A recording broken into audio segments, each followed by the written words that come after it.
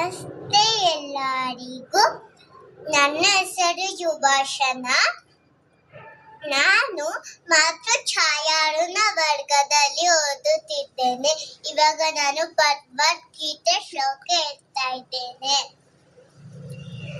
ಓಂ ಶ್ರೀ ಪರಮಾತ್ಮನೆ ನಮಃ.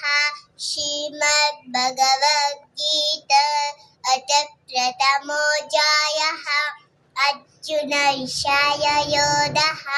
ಧೃತರಾಷ್ಟ್ರ ಉವಾಚ ಧರ್ಮಕ್ಷೇತ್ರೇ ಕುರುಕ್ಷೇತ್ರೇ ಸಮವೇತಾಯುಯುತ್ಸಮಃ. ಮಾಮಕಾ ಪಾಂಡವಶ್ಚೈವ ಕಿಮಕುರ್ವತ ಸಂಜಯಃ. ಸಂಜಯ ಉವಾಚ ದುಷ್ಮತು ಪಾಂಡವಾನೀಕಂ ದುರ್ಯೋಧನಸ್ಸದಾ ಆಚ್ಛಾಯ ಉಪಸಂಹನ್ಯ ರಾಜವಚನನಬ್ರವೀತ್ ಪಚ್ಛೈತ ಪಾಂಡುಪುತ್ರಾನ್ ಆಚ್ಛಾಯಾಮಃ ತೀರ್ಥಮು ದ್ರುಪದಪುತ್ರೇಣ ಭವಶಿಷ್ಣಧೀಮತ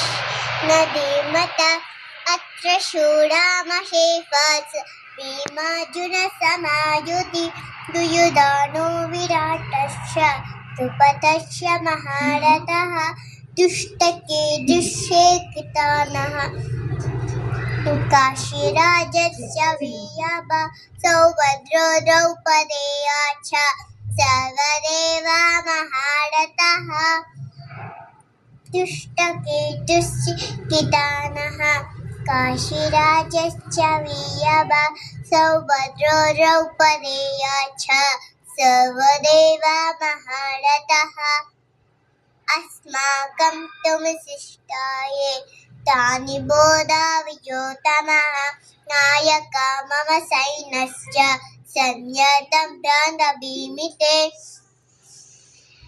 ಭವಾನ್ ಭೀಷ್ಮಶ್ಚ ಕರ್ಣಶ್ಚ ದ್ರುಪದಶ್ಚ ಸಮಿತಿಂಜಯಃ ಅಶ್ವತ್ಥಾಮಾ ವಿಕರ್ಣಶ್ಚ ಸೌಮದತ್ತಿ ಸದೈವ ಚ ಅನ್ಯೇ ಚ ಬಹವಃ ಶೂರಾ ಮದತ್ತೆ ಜೀವಿತಾಃ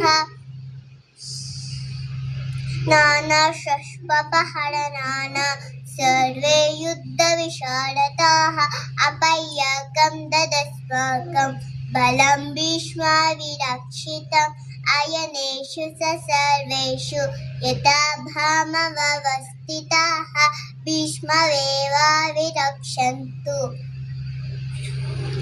ಭವಂತಃ ಸರ್ವ ಮಹಿ ಸಸ್ಯ ಸಂಜಯಂ ವಶ್ಯಂ ಕುರುರುದ್ಧಃ ಪಿತಾಮಹ ಸಿಂಹನಾದಂ ವಿನಚ್ಯೋಚೈವ ಶಂಖರ್ಬಲು ಪ್ರತಾವವ ತಶಶ್ಚೇತಯ್ಯಯೇ ಯುಕ್ತೆ ಮಹತಿ ಸಂಜನೆ ಸ್ಥಿತೌ ಮಾಧವಃ ಪಾಂಡವಶ್ಚೈವ ಶಂಖೌ ಪ್ರಕ್ರತುಃ.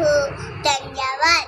ನಿಮಗೆ ಈ ಸುಭಾಷಣ ಆಟ ಇಷ್ಟ ಆದರೆ ನಿಮಗೆ ಲೈಕ್ ಶೇರ್ ಕಮೆಂಟ್ ಮಾಡಿ.